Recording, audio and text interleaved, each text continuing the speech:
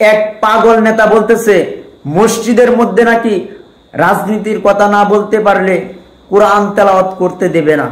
আল্লাহর কসমকে বলি, যে নেতা এই কথা বলেছে সে নাস্তিক হয়ে গেছে, তার ঈমান নাই, তার ঈমান চলে গেছে, সে মুরতাদ। কুরআন হাদিসে ফেকার কোথাও নেই যে মসজিদের মধ্যে গণতান্ত্রিক রাজনীতির কথা বলা বৈধতা রয়েছে, জায়েজ রয়েছে, এটা কোথাও নেই। আমি ওপেন চ্যালেঞ্জ দিয়ে বলি, সারা বিশ্বের এমন কোনো আলেম নেই যে কুরআন হাদিসের আলোকে প্রমাণিত করবে যে মসজিদের মধ্যে গণতান্ত্রিক রাজনীতির কথা বলা জায়েজ আছে, এটা কেউ প্রমাণ করতে পারবে না। কিন্তু এই নেতা কি বলল? এরা ক্ষমতায় আসার আগেই যে সমস্ত ইসলাম বিদ্বেষী কথা বলতেছে, এরা ইসলামকে ব্যবহার করে বাংলাদেশটাকে ধ্বংস করে দেওয়ার পায়তারা করতেছে।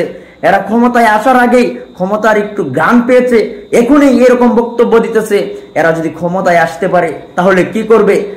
মহিবুল্লাহ বাবুনগরীর কথাই সত্য যে এদেরকে ক্ষমতায় আসতে দেওয়া যাবে না, এদেরকে ভোট দেওয়া যাবে না, কারণ এরা হলো ইসলাম বিরোধী শক্তি।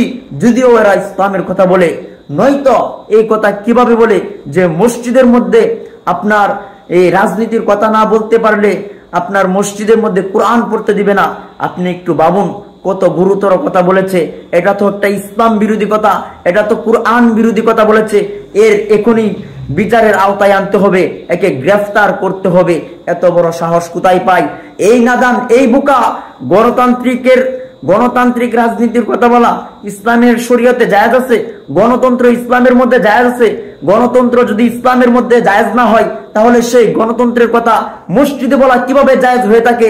আর সেই কুলাঙ্গার সেই গণতন্ত্র যেটা হলো একেবারেই নিকৃষ্টতম ইসলামী শরিয়া অনুযায়ী যেটা হারাম, সেই গণতন্ত্র রাজনীতি সে কুরআনের সাথে তুলনা করেছে যে গণতন্ত্র কথা যদি মসজিদে না বলা যায় তাহলে কুরআন নাকি মসজিদ তেলাওয়াত করা যাবে না।